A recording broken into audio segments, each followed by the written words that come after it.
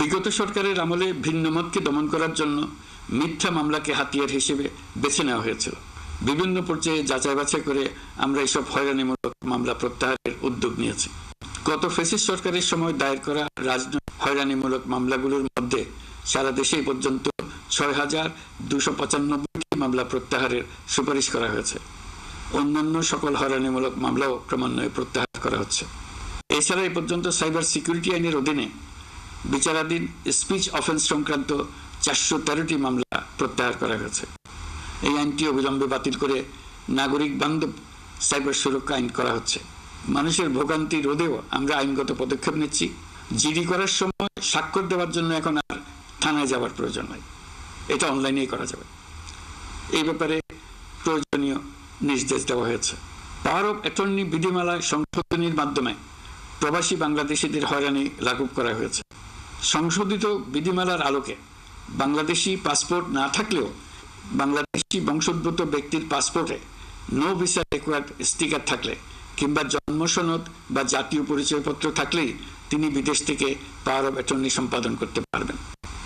সরকারি সিদ্ধান্ত প্রয়োজনীয় ব্যবস্থা নেওয়ার পর টিকিট কেনার পুরো প্রক্রিয়াটি অনলাইনে নিয়ে যাওয়ার ফলে বিমানের টিকিটের দাম শতকরা ৫০ থেকে ৭৫ ভাগ কমে গেছে।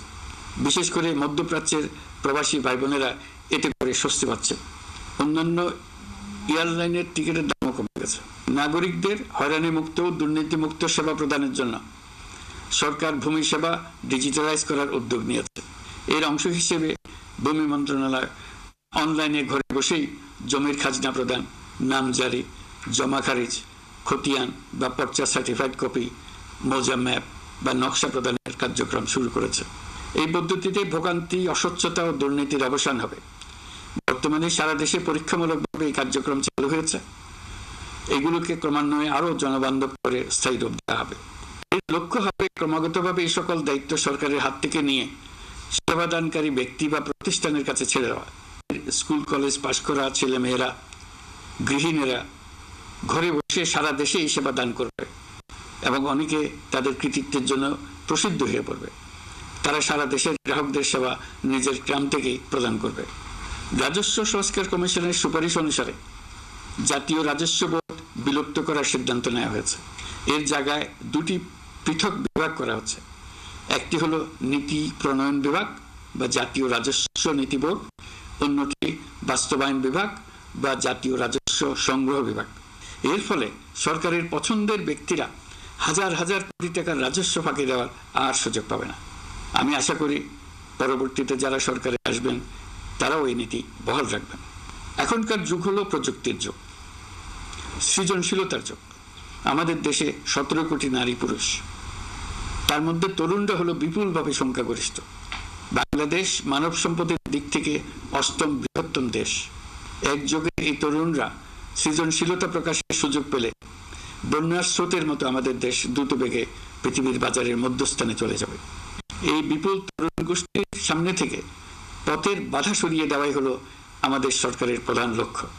প্রযুক্তি আমাদের জন্য সুযোগ সৃষ্টি করেছে, আমরা দ্রুত বেগে এই সুযোগ গ্রহণ করার কাজে নিজেদের নিয়োজিত করেছি।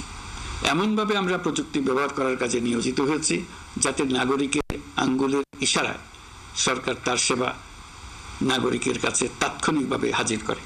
তা নিশ্চিত করার জন্য আমরা সেই সেবা দিতে চাই প্রযুক্তি, সরকারি অফিসের মাধ্যমে নয়। ইতিমধ্যে পাসপোর্ট পেতে পুলিশ ভেরিফিকেশনের নিয়ম আমরা বাতিল করে দিয়েছি। এর ফলে বর্তমানে নাগরিকরা আগের চাইতে সহজভাবে পাসপোর্ট সেবা পাচ্ছেন।